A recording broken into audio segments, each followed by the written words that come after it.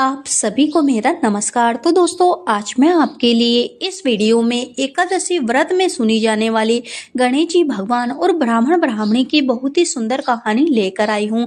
तो प्रेम से बोलिए गणेश जी भगवान की जय हो। दोस्तों, एक समय की बात है, एक छोटे से गांव में एक गरीब ब्राह्मण और उनकी धर्म पत्नी ब्राह्मणी रहती थी। दोनों अत्यंत सरल, भक्ति भाव से पूर्ण, संतोषी थे। घर में धन दौलत तो नहीं थी, पर भगवान के प्रति अटूट श्रद्धा थी। ब्राह्मण प्रतिदिन पूजा पाठ कर गांव में यज्ञ हवन कराने जाता और जो कुछ दक्षिणा मिलती उसी से उनका जीवन चलता। ब्राह्मणी भी बहुत धर्मपरायण थी। वह हर व्रत उपवास नियम से करती, भगवान का स्मरण करती, विशेषकर एकादशी के व्रत बड़ी ही श्रद्धा के साथ रखती। एकादशी के दिन वह प्रातः स्नान कर भगवान विष्णु जी और श्री गणेश जी भगवान की पूजा पाठ करती, कहानी कथा सुनती और दिन भर भजन कीर्तन में लीन रहती। परंतु उनकी गरीबी दिन प्रतिदिन बढ़ती जा रही थी। कई बार तो ऐसा भी होता कि घर में अन्न का एक दाना भी नहीं होता।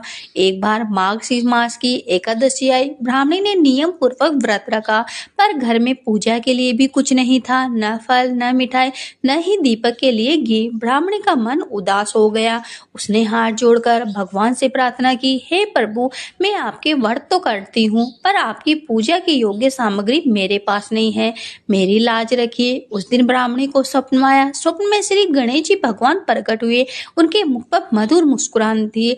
उन्होंने कहा, वैसे सच्ची भक्ति में सामग्री का अभाव बांधा नहीं बनता, श्रद्धा ही सबसे बड़ी पूजा है। तुम कल मेरे नाम से थोड़ी सी मिट्टी लेकर एक छोटा सा दीपक बनाना, उसमें जल डालकर बाती जलाना और मुझे स्मरण करना, तुम्हारी सारी मनोकामना पूर्ण होगी। सुबह होते ही ब्राह्मणी ने स्वप्न की बात अपने पति को बताई। ब्राह्मण ने कहा, देवी, यह अवश्य भगवान का संकेत है, जैसा उन्होंने कहा है वैसा ही करो। ब्राह्मणी ने घर के बाहर से थोड़ी सी मिट्टी लाई और छोटा सा दीपक बना लिया, उसमें जल भरा, रुई की बाती रखी और भगवान का नाम लेकर दीप जला दिया।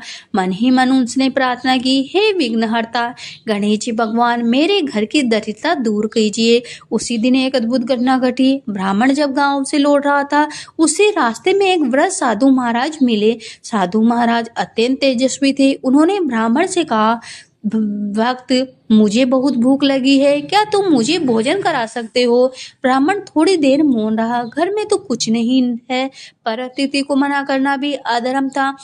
उसने विनम्रता से कहा, महाराज, मेरे घर में कुछ नहीं है, पर जो भी संभव होगा मैं अवश्य सेवा करूंगा। घर पहुंचकर ब्राह्मण ने ब्राह्मणी को सारी बात बताई। ब्राह्मणी ने बिना विचलित हुए, अतिथि देवो भव, मैं कुछ उपाय करती हूँ। उसने पड़ोसन से थोड़ा आटा उधार लिया और साधु महाराज के लिए रोटी बना दी। साधु ने प्रेम पूर्वक भोजन किया और प्रसन्न होकर बोले, तुम दोनों की श्रद्धा देकर मैं अत्यंत प्रसन्न हूँ। तुमने अभाव में भी सेवा की, मांगो क्या वर चाहते हो? ब्राह्मण ब्राह्मणी ने एक ही स्वर में कहा, हमें केवल इतना दीजिए कि हम भूखे न रहें और भगवान की भक्ति करते रहें। साधु बाबा मुस्कुराए। उन्होंने आशीर्वाद दिया, तुम्हारे घर में कभी अन्न की कोई कमी नहीं होगी। यह कहकर साधु महाराज अदृश्य हो गए।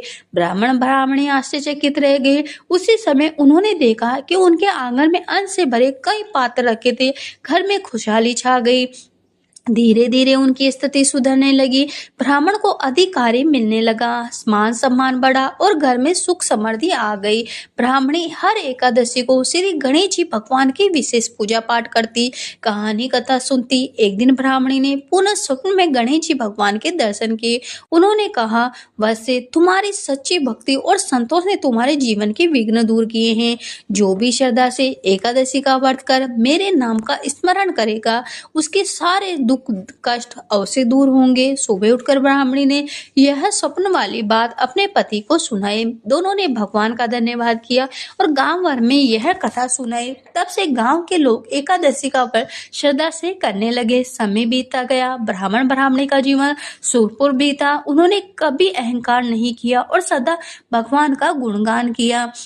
भगवान को दिखावा या धन संपत्ति नहीं चाहिए, बल्कि सच्ची मन, श्रद्धा और भक्ति से प्रसन्न किया जाता है। एकादशी का व्रत आत्म संयम, शुद्धता और ईश्वर स्मरण का पर्व है। जो व्यक्ति श्रद्धा से व्रत करता है और भगवान गणेश जी भगवान का स्मरण करता है उसके जीवन के सारे विघ्न दूर हो जाते हैं। हे गणेश जी महाराज, जैसे आपने ब्राह्मण ब्राह्मणी के जीवन के कष्ट हरे, उनके घर में सुख समृद्धि लाए, उनका जीवन मंगलमय किया, वैसे आपकी कहानी सुनने वाले, हुक्कारा बनने वाले सभी की मनोकामना पूरी करना, सभी पे अपना आशीर्वाद बनाए रखना, कहानी अधूरी हो तो पूरी करना। तो सभी प्रेम से मिलकर बोलिए भगवान गणेश जी और विष्णु नारायण भगवान की जय हो।